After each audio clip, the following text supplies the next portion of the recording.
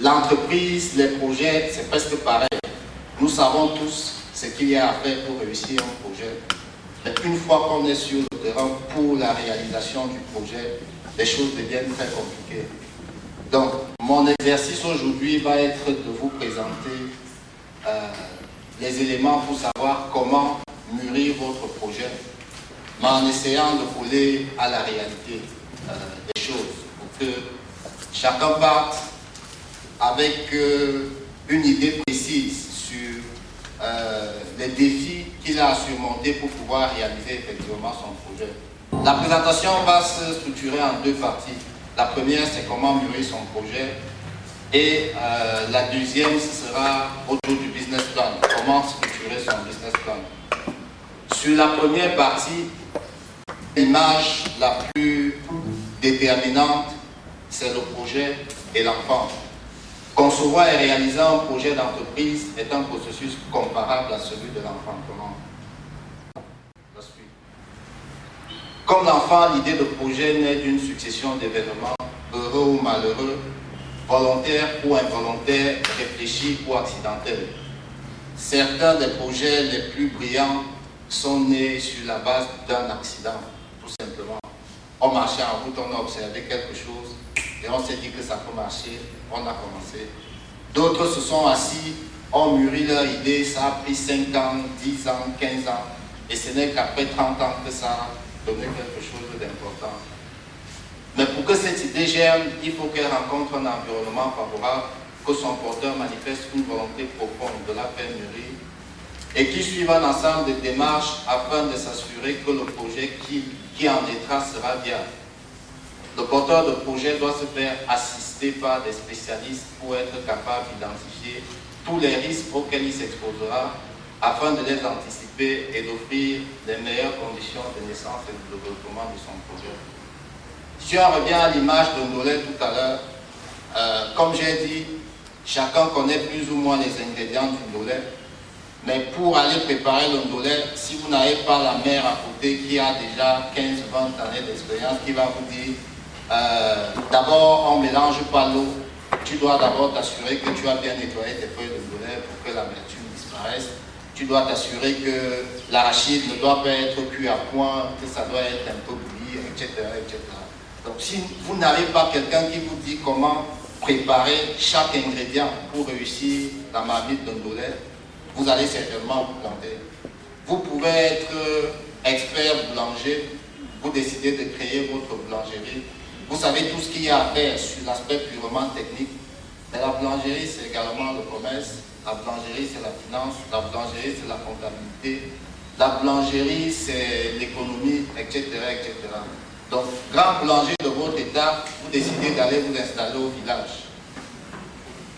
Votre projet est un très beau projet, mais au village, il n'y a que 10 personnes qui peuvent vous acheter du pain tous les jours.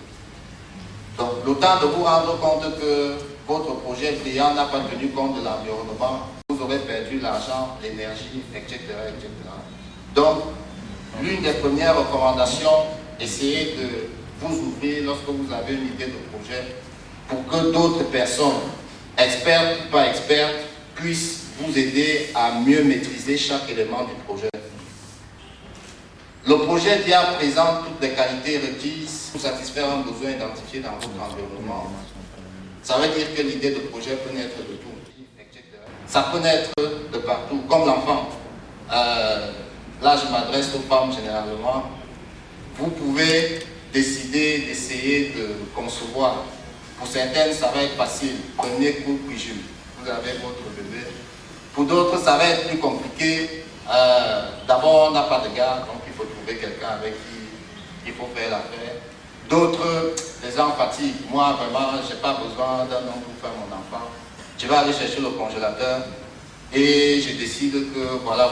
Sauf que tout ça a des contraintes, ça a des coûts. Et chacun doit se positionner en fonction de ses capacités. Vous ne pouvez pas chercher le congélateur alors que vous n'avez pas les moyens pour payer les services liés à ce congélateur-là. Donc, le tout n'est pas d'avoir une idée de projet, il faut s'assurer que l'idée correspond à nos propres capacités. Donc, satisfaire un besoin identifié, ce n'est pas suffisant. il faut se rassurer qu'on a les capacités nécessaires pour satisfaire ce besoin-là. Oui, j'ai besoin d'un enfant. Je sais plus ou moins comment faire pour avoir un enfant. Je dois choisir parmi toutes ces possibilités-là celle qui est à ma portée. Sinon, je vais passer 10 ans, 15 ans à chercher mon enfant, à essayer de créer mon projet sans pouvoir y arriver. En offrant des biens et des services, un projet d'une entreprise, c'est toujours la même finalité. Soit j'offre des biens, soit j'offre des services. Donc, une fois que vous avez identifié le besoin, identifiez de façon très précise qu'est-ce que vous offrez pour satisfaire ce besoin-là. Est-ce que ça correspond aux attentes? Là également, il y a un travail de fond à faire. Dans la vente, c'est tout le processus commercial. Comme j'ai dit tout à l'heure, le boulanger peut être un très bon boulanger, mais sur le plan commercial, il n'a pas tous les attributs. Et s'il ne se rapproche pas d'un spécialiste dans le domaine marketing commercial pour lui dire ton bon pain, tu peux le vendre de façon importante si tu t'installes dans telle zone, parce que dans cette zone-là, il y a beaucoup de monde, il y a des étudiants qui mangent essentiellement beignets haricots, ou pain haricots, pain chargé, etc. À ce moment, vous avez quelque chose qui complète votre idée de départ.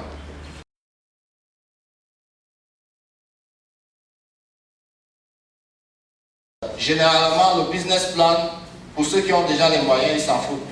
Ça les intéresse pas. De toutes les façons, j'ai l'argent pour faire mon affaire.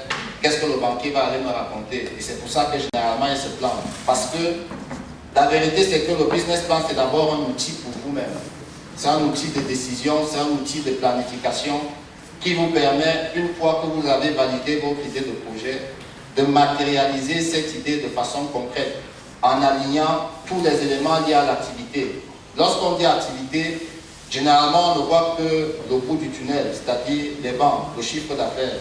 Mais derrière le chiffre d'affaires, vous avez un ensemble de choses qui doivent être mises en place.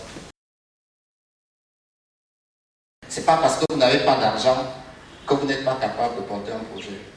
Le projet, c'est une idée, c'est la pensée, c'est la force de votre pensée qui vous permet d'aller jusqu'au bout de votre projet.